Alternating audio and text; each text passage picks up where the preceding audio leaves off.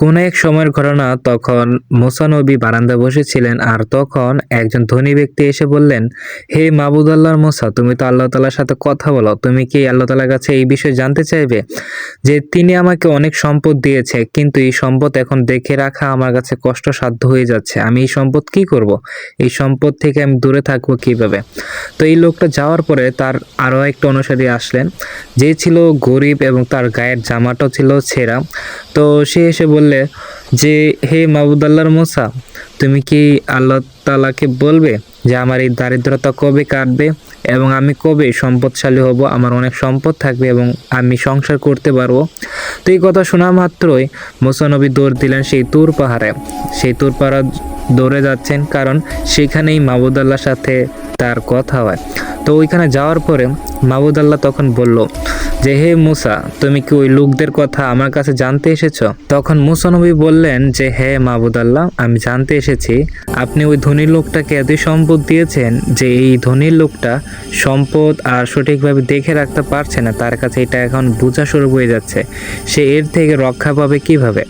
তখন মাবুদ আল্লাহ মুসকে এসে বললেন যে, তুমি তাকে আমার শুকরিয়া আদায় করতে বন্ধ করে দিতে বলো, তাহলে আমি আর তার সম্পদ বাড়িয়ে দেব না। এই কথা বলা শেষ হওয়ার পরে তখন আবার মুসা নবী প্রশ্ন করলেন, হে মাবুদ আল্লাহ, সেই গরিব লোকটি জানতে চেয়েছে তার সম্পদ নেই এবং তার গায়ের জামাটাও ছেঁড়া, তো সে কিভাবে সম্পদশালী হবে এবং সে আবার কিভাবে সংসারে চলে আসবে? তখন তার এই প্রশ্নে মাবুদ আল্লাহ বলল যে, তুমি তাকে তার সৃষ্টিকর্তার নামে শুকরিয়া আদায় করতে বলো এবং নিয়মিত ভালো কাজ করতে বলো, তবেই তার ভাগ্য আবার ফিরে আসবে। সমস্ত কথাবার্তা শেষ হওয়ার পরে সেই মুসা নবী আবারও পাহাড় বেয়ে তুর পাহাড় থেকে নেমে যাচ্ছেন এবং সেই গ্রামে সেই লোকদের মাঝে আবার ফিরে গেলেন। তার এই আশা দেখে, তার হাসি মুখ দেখে লোকজন অনেক খুশি হলো এবং তারা বুঝতে পারছিল হয়তো আল্লাহ তাআলা তাকে এমন কিছু বলেছে যা আমাদের জন্য মঙ্গলময় হবে।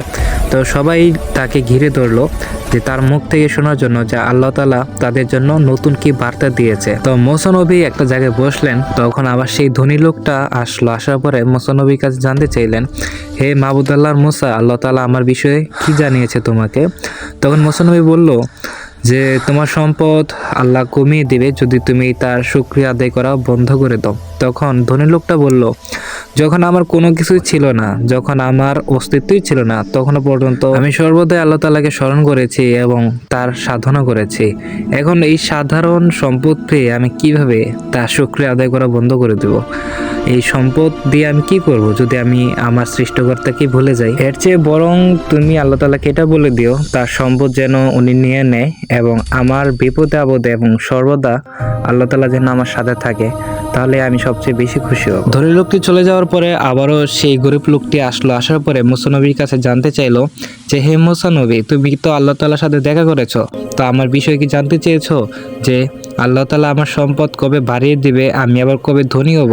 তখন তার প্রশ্নের উত্তরে মুসা নবী বলল যে, আল্লাহ তাআলা বলেছে যে তুমি তওবা করো এবং শান্তির পথে চলে আসো, মানুষের উপকার করো এবং তুমি আল্লাহ তাআলার সমস্ত বিষয়কে নিজের মধ্যে গ্রহণ করার চেষ্টা করো, কারণ তোমার মধ্যে অনেক পাপ রয়েছে। তোমাকে একটা সুযোগ দিয়েছে আল্লাহ তাআলা, তওবার মাধ্যমে তুমি ফেরত আসো এবং আল্লাহ তাআলার প্রতি বিশ্বাস স্থাপন করো। তখন এই কথাগুলো শোনার পরে তখন ওই লোকটা বলল যে, আল্লাহ আমার ভাগ্যই পরিবর্তন করতে পারলো না, তাকে আমি কিভাবে বিশ্বাস করব? এই কথা বলার সাথে সাথেই একটা দমকা হাওয়া আসলো এবং তার গায়ে থাকা সেই ছিঁড়া জামাটাও উড়িয়ে নিয়ে গেল। তো আমরা এই গল্পের মাধ্যমে এইটাই শুধু বোঝাতে চেয়েছি যে ধর্ম হচ্ছে বিশ্বাসের। এখানে আপনার বিশ্বাসটাই বড় বিষয়। আপনি কোন ধর্ম মানছেন এটা আপনার ব্যক্তিগত বিষয়। আমরা ধর্ম নিয়ে কোনো কথা বলতে চাই না, শুধু আমরা এটাই বলতে চাই কোনো ধর্মই মানুষকে খারাপ কিছু শেখায় না। মানুষের মধ্যে খারাপ চিন্তা ভাবনাগুলো নিয়ে আসে শয়তান। আর আপনি যদি ভালো মনে মানুষ হতে চান তাহলে আপনাকে ধৈর্যশীল হতে হবে এবং আপনার সমস্ত বিষয় নিজের মধ্যে আগে গ্রহণ করে সব কিছু বুঝতে হবে যে আপনি কি, আপনার দ্বারা কি সম্ভব, কি দ্বারা সম্ভব না। তো কোনো কিছু বলার আগে আপনি অবশ্যই চিন্তা ভাবনা করে বললেন যে আপনি কি বলছেন, এই কথার ফলে কি হতে পারে এবং এই কথা দ্বারা মানুষের কোনো ক্ষতি হবে কিনা। সব থেকে বড় কথা হচ্ছে এইটাই, আপনি যেই ধর্মে বিশ্বাস করেন না কেন, আপনাকে এটা বিশ্বাস রাখতে হবে যে এই দুনিয়াটা, এই মহাবিশ্ব এবং আপনার সমস্ত কিছু নিয়ন্ত্রণ করছে কেউ না কেউ। অতএব তার প্রতি বিশ্বাস রাখুন এবং তাকে মন থেকে ভালোবাসুন। যখন আপনি মন থেকে আপনার সৃষ্টিকর্তাকে ভালোবাসবেন, তখনই বুঝতে পারবেন যে আপনার পেছনে ওনার অবদান কতটুকু রয়েছে।